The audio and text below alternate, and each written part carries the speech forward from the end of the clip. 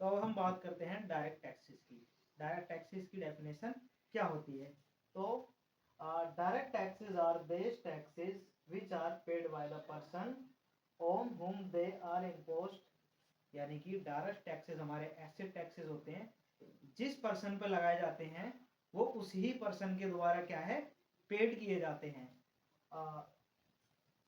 The burden of this taxes can not be transfer to other person, यानी कि जो इन taxes का burden होता है वो दूसरे हम पर्सन पे ट्रांसफर नहीं कर सकते हैं। This taxes are imposed on the income and property of person, यानी कि जो ये टैक्स हैं लोगों की प्रॉपर्टी और इनकम पर लगाए जाते हैं। फॉर एग्जाम्पल सपोज करें कि मेरी जो इनकम है उस पर इनकम टैक्स लगता है।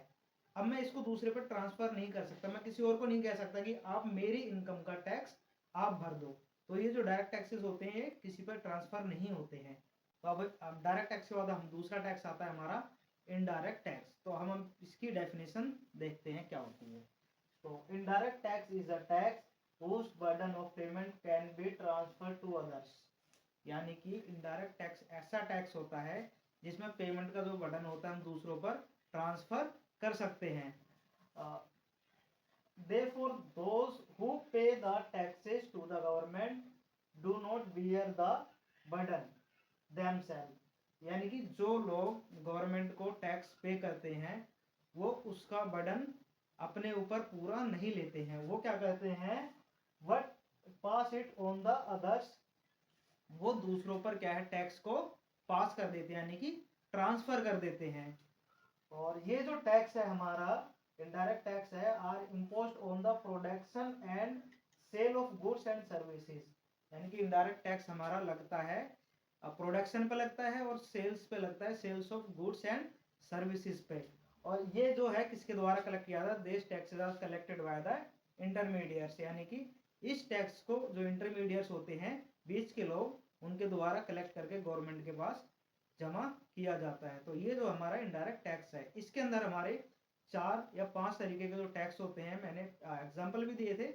तो जैसे आपका सर्विस टैक्स हो गया, एक्साइज ड्यूटी हो गया, तो इस तरीके के जो टैक्स होते हैं ये इनडायरेक्ट टैक्स कहलाते हैं। अब हम देखेंगे इसका एक एग्जांपल कि इनडायरेक्ट टैक्स काम कैसे करता है और ये किस तरीके से कलेक्ट किया जाता है। तो हम देखते हैं एग्जांपल ऑफ इनडायरेक्ट टैक्स, ये किस तरीके से काम करता है।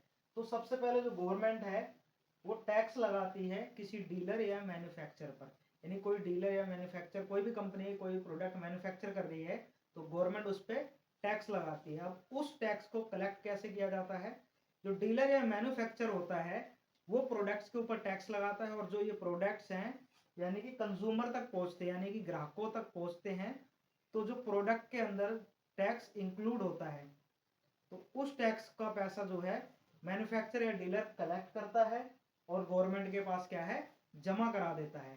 तो ये पूरा प्रोसेस क्या है इनडायरेक्ट टैक्स में आ जाता है।